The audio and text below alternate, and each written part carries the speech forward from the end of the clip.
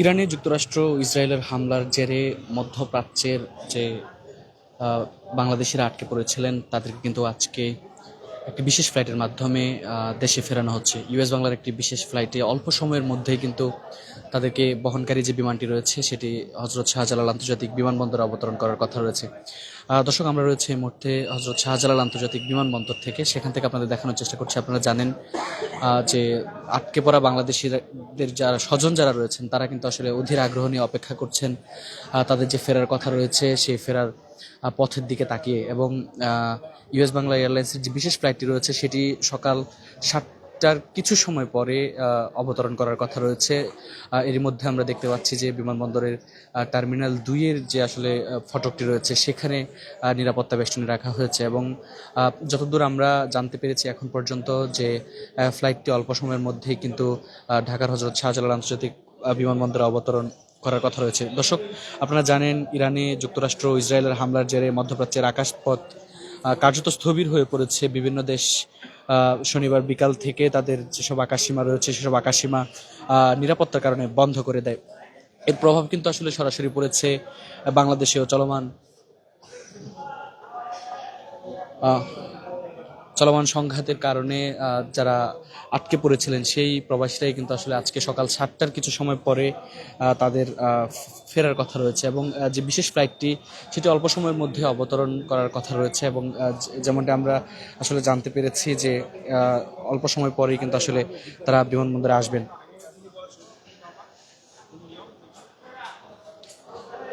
এবং এখন পর্যন্ত আপনাদের যদি একটু বলে রাখি যে চলমান সংঘাতের কারণে কিন্তু আসলে মধ্যপ্রাচ্যের সঙ্গে বেশ কিছু ফ্লাইট বাতিলের খবর কিন্তু আপনারা এরই মধ্যে জানতে পেরেছেন। প্রায় 138টিরও বেশি ফ্লাইট এখন পর্যন্ত বাতিল হয়েছে যে তথ্য জানানো হয়েছিল।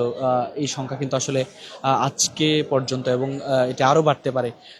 আমরা যদি আপনাদের এখনকার যে অবস্থা বিমানবন্দরে সেটি যদি বলি, যে যা আসলে যাদের স্বজন বিমানবন্দরে অপেক্ষা করছেন, দীর্ঘক্ষণ যাবৎ অপেক্ষা করছেন, তাদের যে যারা আটকে পড়েছিলেন দেশের বাইরে, তারা আসবেন সেই আগ্রহ নিয়ে কিন্তু আসলে তারা বিমানবন্দরে এই মুহূর্তে অপেক্ষা করছেন। এবং আমরা আপনাদের যদি একটু জানিয়ে রাখি যে চলমান এই যুদ্ধ এবং সংঘাতের কারণে কিন্তু মধ্যপ্রাচ্যের যে আকাশসীমা রয়েছে সেই আকাশসীমার সঙ্গে পুরো বিশ্বের যে যোগাযোগ ব্যবস্থা সেটা অনেকটাই স্থবির হয়ে পড়েছে, যার প্রভাব সরাসরি কিন্তু বাংলাদেশে পড়েছে। এবং বাংলাদেশের যেসব মধ্যপ্রাচ্যগামী যেসব যাত্রীরা ছিলেন তাদের কিন্তু আসলে ব্যাপক ভোগান্তিতে পড়তে হয়েছে। চলমান সংঘাত বাড়তে থাকা নিরাপত্তার ঝুঁকির কারণে ঢাকা থেকে মধ্যপ্রাচ্যগামী একের পর এক ফ্লাইট কিন্তু বাতিল করা হয়েছে। এবং বুধবার পর্যন্ত যদি আমরা আপনাদের বলি 176টি ফ্লাইট কিন্তু বাতিল হয়েছে। ফ্লাইট বাতিলের কারণে মধ্যপ্রাচ্যগামী যাত্রীরা কিন্তু এরই মধ্যে আপনারা জানেন যে চরম ভোগান্তিতে পড়েছেন। অনেকেই আসলে স্বজনদের অপেক্ষায় বিমানবন্দরে দীর্ঘক্ষণ যাবত অপেক্ষা করছেন। একই সঙ্গে যেসব যাত্রীরা রয়েছেন যারা মধ্যপ্রাচ্যের বিভিন্ন দেশে যাওয়ার কথা ছিল তারাও কিন্তু আসলে আমরা দেখেছি তাদের বড় একটি সংখ্যা কিন্তু আসলে বিমানবন্দরে অবস্থান করছেন।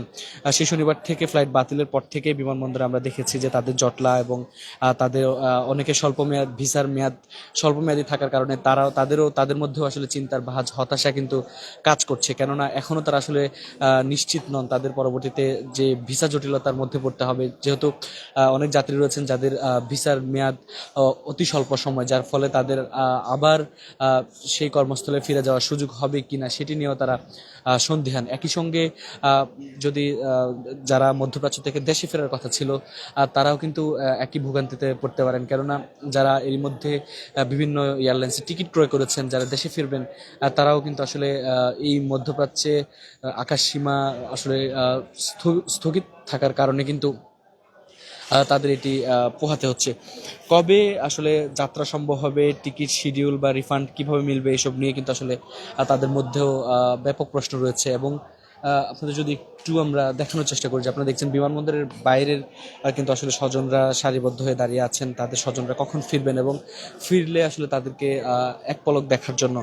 এটি শুধু আসলে বিমানবন্দর যারা দেশে ফিরছেন তাদের চিত্র নয়। আমরা যদি আপনাদের যারা মধ্যপ্রাচ্যের বিভিন্ন দেশে যারা আসলে যাবেন তাদের চিত্র যদি আপনাদের বলি, তার একই চিত্র। তারাও আসলে দীর্ঘ অপেক্ষা নিয়ে বিমানবন্দর অপেক্ষা করছেন। তাদের টিকিট, যে টিকিটগুলো তারা ক্রয় করেছিলেন, এরই মধ্যে আসলে যদিও বলা হয়েছে যে তাদের ব্যাপারে খুব দ্রুতই সিদ্ধান্ত নেওয়া হবে সেই বিষয়টি নিয়ে, এরপরেও আসলে বিমানবন্দরে এরই মধ্যে যারা অবস্থান করছেন তারা কিন্তু সেই প্রশ্নে এখনো তারা আসলে দিশেহারা।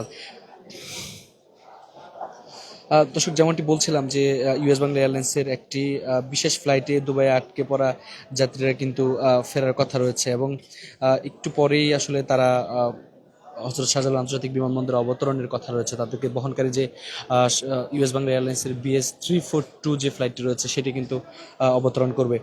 এবং এখন পর্যন্ত আমরা যদি আপনাদের সবশেষ যে তথ্য আমরা পেয়েছি সেটি যদি আমরা আপনাদের একটু বলি, বুধবার পর্যন্ত হযরত শাহজালাল আন্তর্জাতিক বিমানবন্দর থেকে যে ফ্লাইটগুলো বাতিল হয়েছে সেসব সেই ফ্লাইট বিমানবন্দর থেকে বাতিল হওয়া এবং দেশে ফেরার যে ফ্লাইট সেই সংখ্যা বুধবার পর্যন্ত 178টি বলা হয়েছে, এবং এরপরেও আসলে বেশ কিছু ফ্লাইট বাতিল হয়েছে।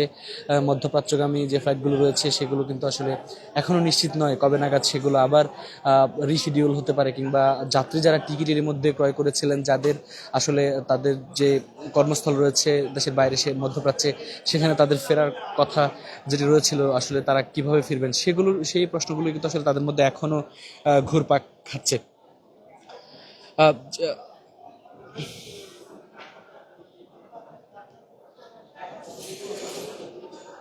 যেটি আসলে আপনাদের বলছিলাম যে আটকে পড়া বাংলাদেশিদের দেশে ফেরাতে কিন্তু ঢাকা দুবাই ঢাকা রুটে দুটি বিশেষ ফ্লাইট পরিচালনার ঘোষণা দিয়েছে এর মধ্যে ইউএস বাংলা এয়ারলাইন্স। এবং বুধবার প্রথম ফ্লাইটটি হযরত শাহজালাল আন্তর্জাতিক বিমানবন্দর থেকে সন্ধ্যা 7:20 দুবাইয়ের উদ্দেশ্যে উড্ডয়ন করেছিল। একই উড়োজাহাজ দুবাই থেকে স্থানীয় সময় রাত 12:20 ঢাকায় ফেরার কথা ছিল, তবে যেটি আসলে 12:20 ফেরার কথা ছিল সেটি খানিকটা বিলম্ব হয়েছে। আমরা যেমনটি জানতে পেরেছি, বিলম্ব হওয়ার পরে সেটি কিন্তু আজকে ভোর 5:15 যদিও ঢাকায় অবতরণের কথা ছিল, তবে সেটি কিন্তু সেই সময় আর অবতরণ করেনি।